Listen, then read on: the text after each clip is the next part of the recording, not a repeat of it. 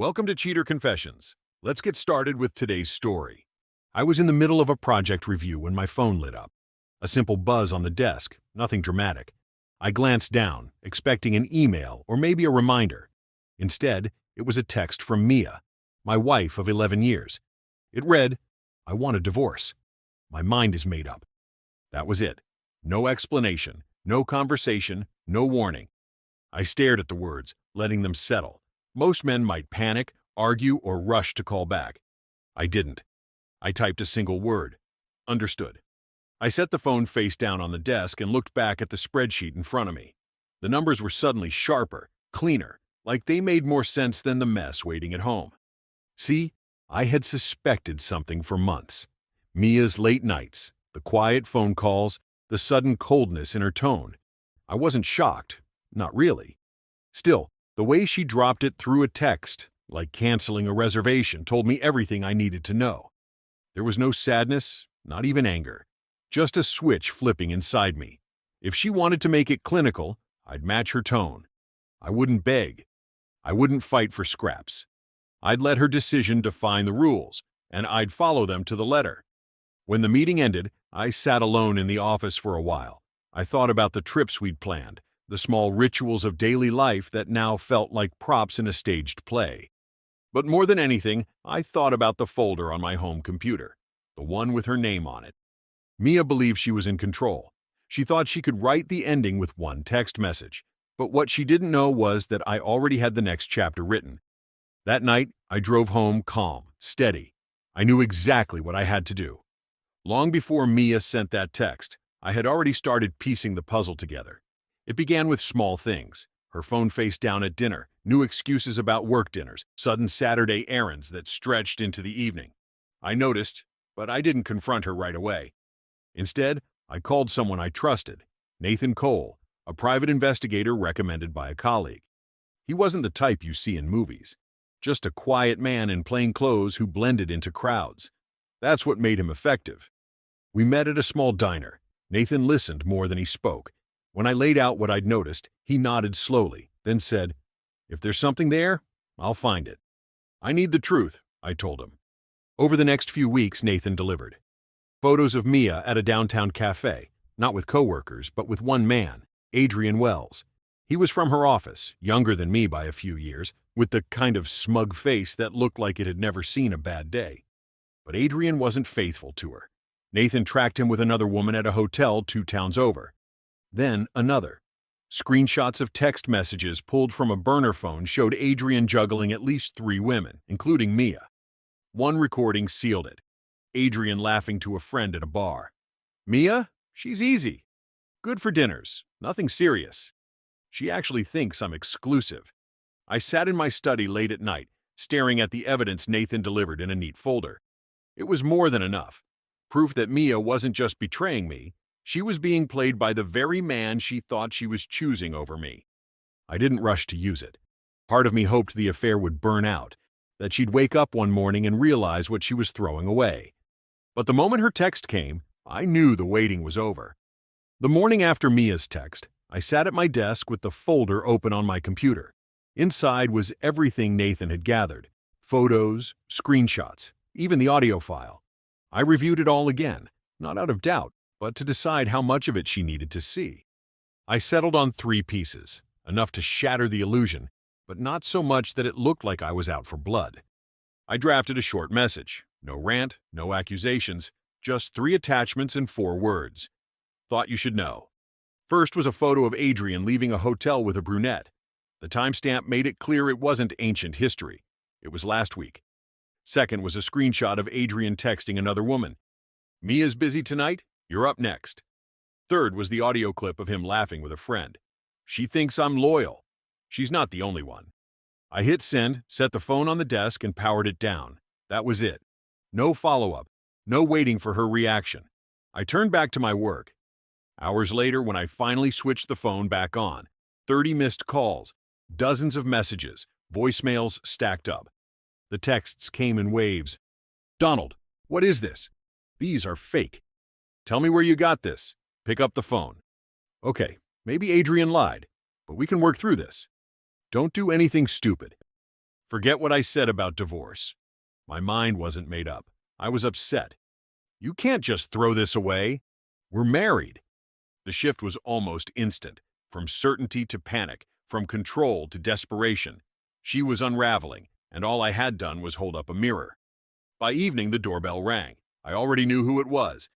It kept ringing, sharp and insistent. I didn't hurry. When I opened the door, Mia was standing there, hair undone, eyes red, clutching her phone like it was a lifeline. "Donald, please. We need to talk," she said, her voice breaking. I didn't move aside. "You already said what you wanted. You texted me that your mind was made up. I'm respecting that." She shook her head violently. "No, I wasn't thinking straight. Adrian, he lied. He made promises, and I believed him. But we can fix this. You and me. Just let me in." Her words fell fast, desperate. I kept my hand on the frame. "Mia, all communication goes through my attorney from now on. Paula Chen will handle it." She frowned, stunned by the formality. "An attorney? You already—" "Donald, you can't just cut me out. This is our home. Technically, it's mine, bought before we married, and the prenup makes it very clear what belongs to whom." Her face twisted. "You wouldn't do that to me? I'm your wife." "You left when you sent that message," I said calmly. "Your belongings can be picked up at a scheduled time, supervised. Beyond that, talk to Paula." She put her hand on the door, as if forcing herself inside. I didn't flinch. For a second, her expression cracked, not anger this time, but something closer to fear. "But Adrian said I was the only one," she whispered. "He swore it." I held her gaze. "Then you should have checked before making life-changing decisions. He plays games with everyone, and you thought you were special." Silence hung between us. Finally, she pulled her hand back. Her eyes darted away, like she couldn't stand the weight of her own reflection. The morning after that doorstep scene, my inbox lit up with alerts from the bank. Someone had tried to reset my online credentials and initiate a transfer from one of my personal accounts. The system flagged it as suspicious and froze the attempt. I didn't need a detective to know who it was. I called the fraud department, confirmed it wasn't me, and locked everything down. Then I forwarded the entire report to Paula. By noon, my phone started buzzing again. "Donald, my card got declined. You cut me off. I don't have money for groceries. This isn't fair. I need money for a lawyer. Adrian won't return my calls. You ruined everything." I didn't answer a single one. Every message went straight to Paula. 2 days later, Mia's parents called. Her father's voice was heavy with disapproval. "Donald, your wife says you've thrown her out and spread lies about a coworker. After everything she's done for you, you owe her compassion." "With respect," I replied. "Mia texted me asking for a divorce. I showed her who Adrian really is. That's not a lie. And from here on, it's between lawyers." He tried again, softer this time. "She says she regrets it. Surely you can forgive her." "I'm not interested in rewriting her choices," I said, then ended the call. That night, Paula came by my office with a draft, a straightforward settlement. Mia would collect her personal belongings, already boxed in the guest room. She'd receive a modest lump sum, generous, given the prenup. The conditions were non-negotiable. She signed the divorce papers uncontested and agreed to a strict non-disclosure. "Push back even once," Paula said, sliding the draft across the desk. "And we go to court with the evidence. Her affair, Adrian's other women, the bank attempt, everything." I read the offer, nodded once, and signed my approval. Mia didn't take the offer well. A week later, Paula received a letter from a fresh-faced attorney she had never heard of. His tone was bold, but the wording betrayed inexperience. He demanded half the house, ongoing alimony, and even a share of my royalties from future books. Paula skimmed the letter, smirked, and slid it across my desk. "He's inexperienced. Probably thinks bluster will cover up the fact he has no leverage." I read every line, then leaned back. "So we answer with facts." And we did. Paula sent a response attaching the prenup, signed before marriage. She included the bank's fraud report, labeled clearly as evidence. Finally, she reminded them of Adrian's role, attaching 3 pieces of proof. The following day, Nathan called me with more ammunition. "You were right to hold back before," he said. "Turns out Adrian's got quite a pattern. I've spoken to 2 women who had the same story. Promises, hotel rooms, lies. They're willing to provide statements if needed. I didn't need to hear more. The picture was complete. Mia had burned her marriage for a man who wasn't even faithful to her, and now she was trying to salvage her lifestyle with threats. The next week dragged. Mia's lawyer shot back with smaller demands. First the car, then a piece of jewelry, then spousal support for transition. Each time, Paula replied with the same phrase, "Our client declines. The original offer stands." Finally, the young lawyer called Paula directly. I overheard his voice carry a note of defeat. "Look, she's being unreasonable. I've explained that her position isn't strong. Can we revisit your settlement proposal?" Paula's tone never wavered. "No revisions. The offer is final. Sign it, or we go to court. And trust me, she doesn't want discovery." Silence followed, then a sigh. "I'll talk to her." Paula ended the call, folded her hands, and looked at me. "It won't be long now." Within a week, Mia agreed to the terms. Her lawyer sent over the signed papers, her name scrawled at the bottom like a reluctant admission.